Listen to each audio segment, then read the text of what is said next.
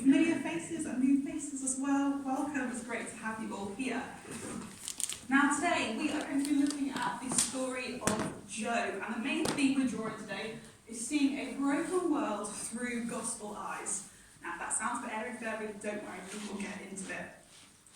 So this is Job. Now I'm going to give you a quick summary, so this will be quite paraphrased. So Job was a very righteous man, and God loved him for that.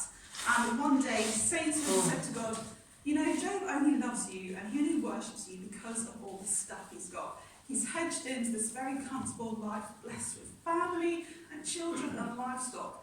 And without that, he will not love you. So God says, okay, I am going to let you do what you want, take some of that stuff away, and then we'll see that he still loves me because of his heart.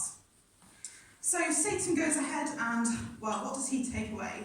He takes away 500 yoke of oxen, 500 donkeys, all his sheep, 3,000 camels, all his many servants, 7 sons and 3 daughters. My word, my word, is that a lot? And when I say take away, some of these things were because these people, or the sheep got burned or stolen, or a wind came and collapsed the house. Some really, really nasty things. So what is Job's response to this? Well, firstly, what would our response be? I can't even imagine. But Job's response is to get up, tear his robe, shave his head, all as an expression of sorrow and mourning. But then to fall in worship to God, to physically make himself lowly to the authority of God despite everything that has happened. And in chapter 2, Satan goes after Job's physical health with painful sores from head to toe. And that is all in chapter 1 to 2. But there are 14 more chapters to this story, and which is strange to me. I didn't realise that, because whenever I've had the story, it's always been summarised as what I just told you. But there is plenty more to come. So what we see later on is a back and forth dialogue between Job and his friends, trying to figure out what on earth has happened. Why has all this suffering suddenly come on Job's life? And his friend's main argument is correct in that God is mighty and powerful, but not so correct in that their assumption is that Job must have done some mighty sin in order to have all of this punishment come on his life. But that wasn't the case. So we see this great back and forth dialogue between them, and Job, he knows that he's a righteous man. The very first verse in this whole book says, blameless and upright, he feared God, respected God, and shunned evil. So Job knows the friends are wrong, and they have this very long chapter after chapter back and forth trying to figure this out. And we'll come to how the story ends in a little bit. But firstly, let's talk about the scheme of Satan, Satan's plan in all of this. Well, Satan's plan here in the story, and also with us today, is to separate us from God. Because Satan hates God. Satan is God's rival. Satan wants what God's got. He wants the power. He wants the authority. But he's just not deserving of it. That is for God only. So Satan's an angry person, an angry being. And this hatred that Satan has for God doesn't just exist in that one-way relationship, Satan hating God. It's more than that, because he wants to take away the things that God loves. And that's us. God loves us so much. Satan wants to destroy that really wonderful relationship that we have. So that's what he's doing here with Job. That's what he's trying to do. But it's important to remember that Satan is nowhere near as powerful as God. That's why in the story, Satan has to be granted permission from God to go out and do these difficult, horrible things to Job. So we don't need to worry about that, because God is in control, and God sets out limitations to make sure that ultimately we are okay and God can still work through these situations for good. So in chapter 1 verse 12, as we can see, God says, very well then, everything he has is in your power, but on him do not lay a finger. And Satan has no choice but to obey this because of God's authority. So with that in mind, let's consider Satan's strategy, because this may show up differently to different people in the modern day. So maybe Satan's strategy to tear us away from God, to compromise our relationship with him, is to feed us lies. I'm not good enough, I'm ugly, I'm a failure, I'm meaningless, I'm an idiot. Trying to plant those little lies in our minds that go against what God says about us. We're loved, we're beautiful, we're a new creation. Maybe Satan's strategy with you is busyness, trying to fill up your social diary, your work diary, to make sure that you have got very little time left to have that quality time with God. And even with that little bit of time, it's quite tempting just to go have a nice rest and watch telly. Or maybe it's to plant some challenging situations in your life that just seem so far out of your control, and they really make you have to work hard to trust God, just like with Job. But there's a balance in there, because it's not all about Satan creating sin, it's also us. The responsibility also falls on our shoulders, right from Eve eating the fruit she was commanded not to Adam following her influence over God's and following the same. We neglect to spend time with God. We do things like that every day. We make unkind judgments about people on the street. We lose our temper over trivial things. Or maybe it's not even that we do things that are that bad, but maybe we just stay in our comfort zone and we don't go out of our way to be extra generous to people or extra kind or to have that bold conversation with someone new about Jesus. All of these things can tear us from God and hinder that close relationship with him. So it's because of our sin, our brokenness, that this world is imperfect. God didn't design the world like this, with hurt and selfishness and pain. We have distorted it because of our hearts and executing those selfish ambitions into the world through things that we do. As we've seen in the news this week, as Irene was telling us so wonderfully earlier, those wonderful, perfect words, that the result of sin can be catastrophic and absolutely heartbreaking. All of those people who've been affected because someone loves wealth and they love land and entitlement and authority, and sin can just grow so huge and do so much destruction. It's just absolutely awful. But we do also come across this kind of attitude every single day, but it's not always that obvious. This week in our Christian Union group at Helston High School, we have been talking about the patterns of this world from Romans chapter 12, verse 2. Do not conform to the patterns of this world, but be transformed by the renewing of your mind. So some of the patterns, some of the values that the world encourages us to have might be that money will make you happy. Sex is for pleasure and exploration. Your feelings reveal your identity. Singleness is worth less than being in a relationship. Beauty comes from your appearance. These things aren't obviously sinful, are they? They're not plain as day, but they are in conflict with what the Bible teaches, and these things will steer us away from God. Sometimes what separates us from God isn't plain as day. Sometimes it's crafty, like the serpent in Genesis chapter 3. So what can we take away from the story of Job? Temporary versus eternal. Recently, I'm not going to paint myself in a very good light here.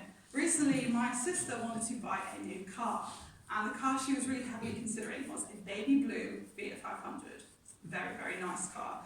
And I can tell you why I think it's a nice car. That's because if you look in the car park, you'll see a very nice red one outside. So that's my car, that's my thing. You know, growing up, I was often referred to not as Gemma, but as Debbie's sister, and that royally annoyed me from day to day. But also having two older sisters, when I would find a nice item of clothing that I really wanted, they would be able to buy it first because they were old enough to have more pocket money than me. So I still remember that beautiful long black t-shirt that said "Fabulous 24/7" in rainbow writing. And I desperately wanted it, but my sister bought it because she had the money. And yes, one day I did manage to get that t-shirt, but it was a hand-me-down. It was associated with someone else. It wasn't new and shiny of mine. So when she suggested that she might get a Fiat 500 car, it just brought up all these feelings, and I was enraged. But through gritted teeth, I just tried to not say anything in this conversation. You can get whatever car you want, it's fine. Because I knew that my attitude was kind of silly, but my feelings were burning up inside of me. To me, it was just so important. That was like my identity, my thing. And finally, I'm an adult, I've got more money, and I can kind of control the situation and get my own identity with things. And yet somehow it's been taken away from me. It was so awful and annoying to me. So I ranted about this to a close Christian in my life, and I said, I know what you're going to say. They said, what am I going to say? I said, you're going to say, why does it matter? And yeah, he was right. Why does it matter? The truth is, it doesn't. Because I had to change my perspective on this car, and I had to not see it as part of my identity, but instead see it as something that one day is going to crash and burn and melt along with this temporary world. I'm not going to be able to take that car to heaven with me. It doesn't affect my relationship with God that I'll take into heaven, so why does it matter? So, luckily she didn't get the Fiat 500. So, similarly, Satan was wrong. Satan was thinking from a viewpoint of broken motives. That's why his logic was that surely Job must only love God for the stuff. And you take the stuff away, and that just proves that Job's relationship with God is genuine. But it wasn't. Job's love for God was very, very deep. So yes, Job did mourn those things that he lost, his children, his servants, his livestock, his health. But he didn't reject God because of it. Because his relationship with God mattered more than the temporary things of earth. His relationship with God is something that will last forever, so that had to be number one. Secondly, our spiritual support circle. Now, in the story at the beginning, when all these messengers are going to Job saying, your children are dead, your livestock have run away, they've been stolen, there is one person you may expect to also have been reported dead or kidnapped, and they're not, and that is Job's wife. Now, I wonder why that may be. It might be because of her reaction to Job losing all of these things in his life. Her reaction is literally, curse God and die. That's a quote, that's not paraphrased. And it's important for us, we as God's people, when we face trial, a huge influence on us is going to be the company that we keep. And this story is a great message for us to involve people close to us in our lives that are going to draw us close to God and not further away, and help us to see life through our faith and not through our sinful flesh. So Job's friends actually did some things right. At the beginning, when they go to see Job, they comfort him and they sit with him for 7 days and 7 nights, and they don't speak until he's ready. So it's a shame that their actual Christian advice is not quite right. But well done for Job for listening out for what they're saying and discerning it, because although their intentions were good, they were trying to reunite Job with God in a great relationship. They weren't quite right, so we've got to be careful and always stick in tune to God above anyone. But Job does do this well in his response to his wife. He is still faithful to God and he doesn't fall down to her bad influence. He says, you are talking like a foolish woman. Shall we accept good from God and not trouble? Now this is going to be a key verse for us today, because this really struck me. I often think about this. The world nowadays tends to have the opinion when they're coming to deliberate, is God real or not? ABC has gone wrong in my life. Therefore God's not real, because he's not kind and he shouldn't let this happen to me. And yet, when XYZ has gone well in my life, well, why is that? It must be because Mother Nature created it. The stars wrote it. Good energy brought it. Or the current trend, I manifested it. But we won't find God when we only choose to blame him for the negatives and credit something else for the positives. We have to get our responsibility for sin and thanksgiving for good in perspective. Thirdly, God is so complex. So here's how the story concludes. God calls his friends to make a burnt offering as a sign of them leaving their wrongful understanding of God behind. And Job gets a huge reality check.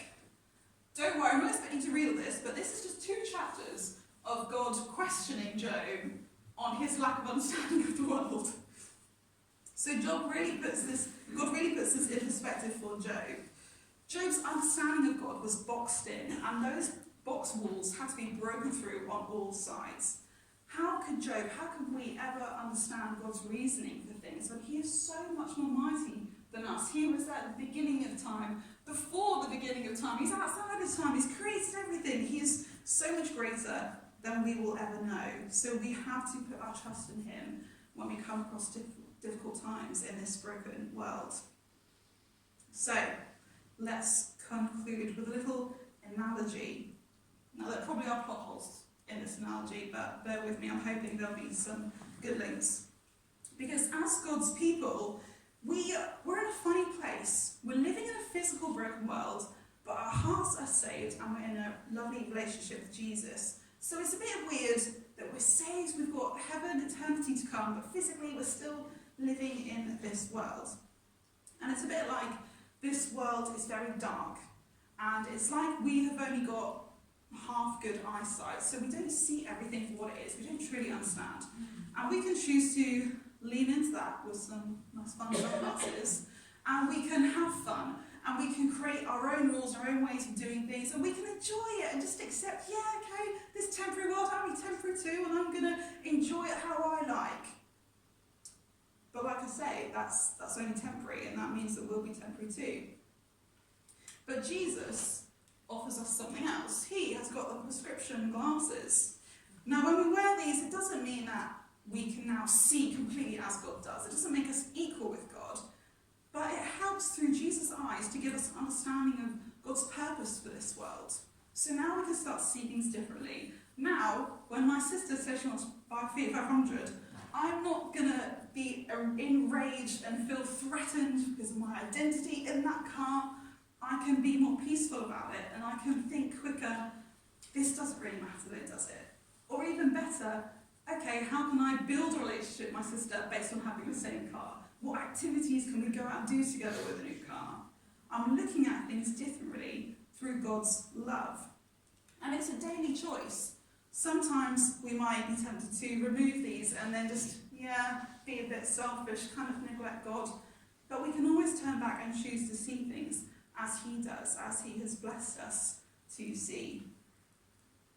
And what's more than that is that we can then go out and share with other people this amazing news.